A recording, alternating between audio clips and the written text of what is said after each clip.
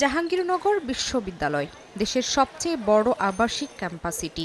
বিভিন্ন ইস্যুতে আন্দোলন সংগ্রামে সারা বছরই আলোচনায় থাকে বিশ্ববিদ্যালয়টি। আবাসিক হলের প্রায় ১৫,০০০ শিক্ষার্থী সহাবস্থানে থাকলেও জাকসু নির্বাচন না হওয়ায় নেতৃত্বের অভাবী তারা। গত ৫ আগস্ট দেশের পট পরিবর্তন হলে দীর্ঘ ৩৩ বছর পর ক্যাম্পাস জুড়ে বইছে জাকসু নির্বাচনের আমেজ।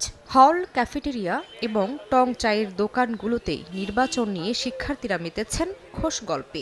প্রশাসনের পক্ষ থেকেও জোরে সোরে চলছে প্রস্তুতি, কিন্তু ছাত্র সংগঠনের মধ্যে দেখা দিয়েছে দ্বিধা বিভক্তি।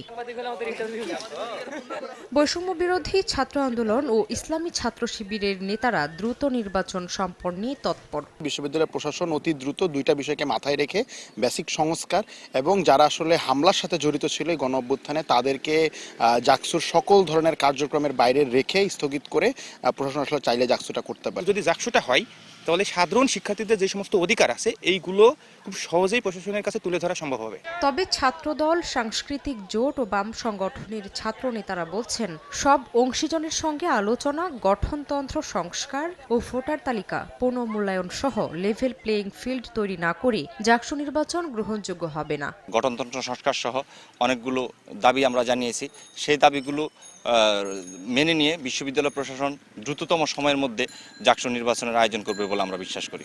অন্যান্য যে সংগঠন আছেন তাদের যেন একটা সাম্য থাকে, একটা লেভেল প্লেইং ফিল্ড থাকে, সেটা যেন নির্বাচনের আগে যেন ওই পরিস্থিতিটা নিশ্চিত হয়। সুষ্ঠু আলোচনার যে পরিবেশ সেটি ছাড়া প্রথমত জাকসু নির্বাচন অনুষ্ঠিত হওয়া উচিত নয় বলে আমরা মনে করি। সাধারণ শিক্ষার্থীদের যে মানসিকতা সেটার সাথে যদি আমরা পৌঁছাতে চাই, তাদের যে দাবি দাওয়া যদি পূরণ করতে চাই, অবশ্যই জাকসু নির্বাচন যত দ্রুত সম্ভব দিতে হবে। তবে সাধারণ শিক্ষার্থীরা বলছেন, লেজুর ভিত্তিক ছাত্র রাজনীতির সংস্কৃতি থেকে বেরিয়ে আসতে হলে জাকসু নির্বাচনের বিকল্প নেই। জাকসু প্রত্যেকটা স্টুডেন্টের নির্দিষ্ট দাবি দেওয়া যেটা আছে সেটা পূরণ করে। জাকসু নির্বাচনে যারা নির্বাচিত প্রতিনিধি হিসেবে আসবে, আমরা চাই তারা প্রত্যেক সাধারণ শিক্ষার্থীদের অধিকার সম্পর্কে সচেতন থাকুক। জাকসু নির্বাচন নিয়ে মতবিরোধ থাকলেও যৌক্তিক সংস্কার ও অংশীজনদের সঙ্গে আলোচনা সহ নির্বাচনের সব প্রস্তুতি সম্পন্ন করতে সর্বোচ্চ অগ্রাধিকার দিচ্ছে বিশ্ববিদ্যালয় প্রশাসন।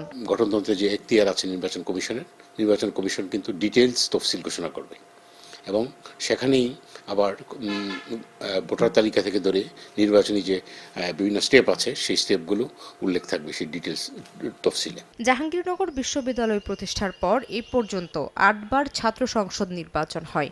এর মধ্যে ১৯৭২ সালে প্রথম এবং সবশেষ নির্বাচন হয় ১৯৯২ সালে।